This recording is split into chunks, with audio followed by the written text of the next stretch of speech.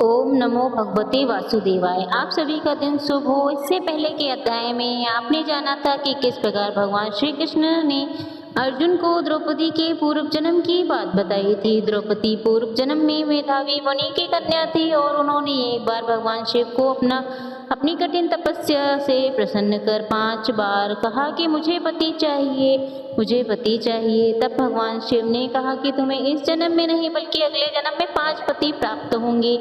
भगवान शिव ऐसा वरदान देकर अंतर ध्यान हो गए। तब मेधावी वनिक वह कन्या चिंता में डूब गई। इसके बाद जो कुछ भी हुआ उसका वृत्तांत अब आप सभी सुनिए। देव ऋषि नारद नारायण जी से बोले कि जब भगवान शंकर चले गए तब प्रभु बाला ने शोक मगन होकर क्या किया और उसका वृत्तांत मैं तुमसे कहता हूँ, ध्यान पूर्वक सुनो। भगवान श्री कृष्ण बोले, राजा इस प्रकार जब शिव जी चले गए तब वह बाला प्रभावित हो गई और लंबी लंबी सांसें लेते हुए बड़ी देर तक नहीं सहायता सी वह आंसू बहाकर रोने लगी। हृदय अग्नि में उठी ज्वाला से जलते हुए अंग वाली वह तपस्विनी कन्या नागिन सी जले हुए पेट वाली लता की तरह हो गई। दुख और ईर्ष्या को प्राप्त उस कन्या का बहुत समय बीत गया। जो जिस प्रकार चूहा के बिल में घुसकर आक्रमण करके सांप उसे वश में कर लेता है, ठीक उसी प्रकार ऐसे सोने अवस्था को प्राप्त उसे तपस्वी वाला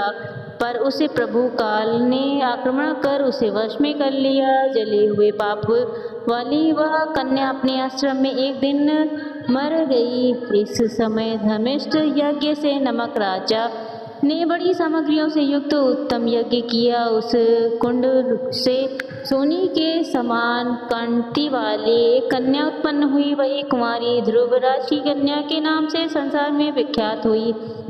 इससे पहले जो मेधावी ऋषि की कन्या थी वह सभी लोगों में द्रौपदी नाम से प्रसिद्ध हुई। राजाओं को तिनके के समान कर सुशोभित राजमंद दाल में अर्जुन ने पांचाली को प्राप्त किया। हे मुनि, वही द्रौपदी दुष्ट शासन द्वारा बाल पकड़ कर खींची गई और उस हृदय को चीरने वाले वचन सुना गए। पुरुषोत्तम मास की अभिलाषा करने के कारण मैंने भी उसकी अपेक्षा की। जब वह मेरे से स्नेह करके कलेश नाशक मेरे माता पिता भरत स्वर्ग सहेलियों बहन बंधु इष्ट पति आदि कोई भी नहीं है, फिर ऋषिकेश मेरे तो सभी आप कुछ ही हैं। गोविंद है, गोपी का नाम 3 मैन हो। दया ने दुशासन के आक्रमण की क्या मुझे नहीं जानता। इस प्रकार द्रौपदी मुझे ही पुकारने लगी। हालांकि पहले पुकार पर मैंने उसकी और ध्यान नहीं दिया, लेकिन जब दुशासन ने पराभूत होकर अपने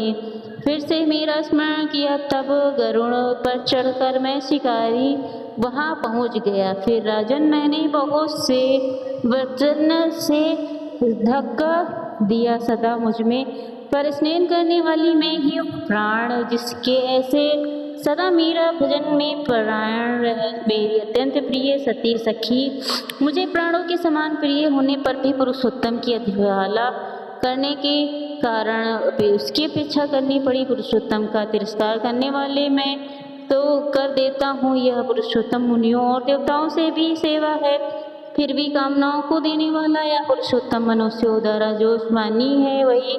इसीलिए आगामी पुरुषोत्तम की आराधना करो, फिर भी इतने पर तुम्हारा कल्याण अवश्य होगा। पांडुनंदन जिन पुरुषों ने द्रौपदी के बालों को खींचते हुए देखा है, महाराज उनकी पंक्तियों की पलकों को भी क्रोध से काटूंगा। दुर्योधन आदि राजाओं को यमराज के भवन को पहुंचाऊंगा। इसके बाद तुम समस्त शत्रुओं का नाश कर राजा हो के ना मुझे लक्ष्मी जी इतनी प्रेम है, ना मुझे बालभद्र, ना देवी देविका इन प्रतिमाओं सात्विक प्रिय, उससे मैं सदा पीड़ित रहता हूँ। उसके समान मेरा अन्य कोई शत्रु नहीं। उसके अपराध का फल देने के वाला यमराज जो भी उस दुष्ट दंड देने के लिए मेरे से देखने के योग्य नहीं। श्री नारायण बोले, नारद श्री कृष्ण ने उन पांडुपुत्र युधिष्ठिर आदित्य को भी न द्रौपदी को समझा बुझा कर द्वारका जान की इच्छा से कहा। राजन, वियोग से व्याकुल द्वारिकापुरी में मैं आज जाऊंगा, जहाँ पर महाभारत वासुदेव जी हमारे बड़े भाई, बलदेव जी हमारी माता देवकी तथा गढ़ संवादी और आहट आदि वादव रुक्मणी आदि जो स्त्रियां हैं दर्शन की इच्छा वाले, वे सब हमारे आने की कामना से टकटकी लगाकर हमारा ही ध्यान कर रहे होंगे। श्री नारायण बोले। इस नारद प्रकार कहते हुए देव ऋषि श्री कृष्ण गण को जानबूझकर पांडुपुत्र कंठ से बोले, जी प्रकार जल में रहने वालों को जीवन जल है, इस तरह हम लोगों के जीवन तो आप ही हैं जनार्दन। थोड़े ही दिनों के बाद फिर दर्शन हो पांडवों के नाथ हरि, और तीनों लोकों में दूसरा कोई नहीं। इस प्रकार सामने इन सब लोग कहते हैं, अतः हम लोगों की आप हमेशा रक्षा करेंगे, हम लोग आपके ही हैं, भूलिएगा नहीं। हम लोगों के चित्र रूपी भ्रमणों का जीवन आपके चरण कमल ही है, आप ही हमारे आधार हैं, इसलिए बारंबार हम सब प्रार्थना करते हैं। इन पांडु पुत्रों के लगातार इस तरह कहते रहने पर श्री कृष्ण प्रेमानंद में मगन होकर धीरे धीरे रथ पर सवार होकर पीछे पीछे चलने वाले पांडुपुत्रों को लौटाकर द्वारकापुरी को ले चले गए। श्री नारायण बोले। इसके बाद श्री द्वारिकानाथ जी श्री कृष्णचंद्र के द्वारिकापुरी चांद पर राजा युधिष्ठिर अपने छोटे भाइयों के साथ तपस्या करते हुए तीर्थ में भ्रमण को गए। ब्राह्मण नारद भगवान के प्रिय पुरुषोत्तम मास में मन लगाकर और श्री कृष्ण के वचनों का स्मरण करते हुए अपने छोटे भाइयों से तथा द्रौपदी से राजा युधिष्ठिर कहने लगे, पुरुषोत्तम इतिहास में होने वाले अत्यंत उग्र पुरुषोत्तम का महात्मा सुना है। पुरुषोत्तम भगवान के पूजन किए बिना सुख किस तरह मिलेगा। इस भारतवर्ष में वह धन्य है जो वह पूज्य है, वही श्रेष्ठ है जो अनेक प्रकार के नियमों से पुरुषोत्तम भगवान का पूजन अर्चन करता है। इस समस्त तीर्थ में भ्रमण करते हुए पांडुपुत्र पुरुषोत्तम मास के आने पर विधि पूर्वक व्रत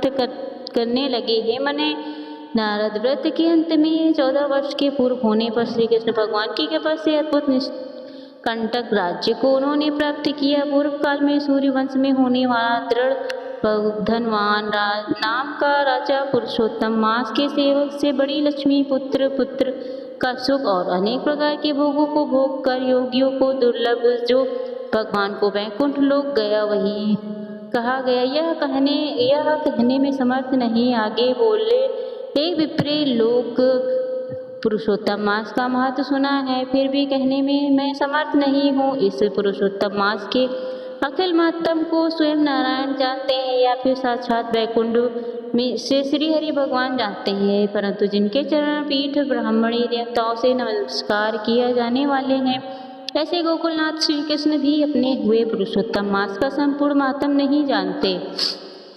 तो उसे भला साधारण मनुष्य के कहाँ से जान सकता है। इसके आगे श्री नारायण ने देव ऋषि नारद से जो कुछ भी कहा उसका वृत्तांत आप सभी अगले अध्याय में जरूर सुनिएगा।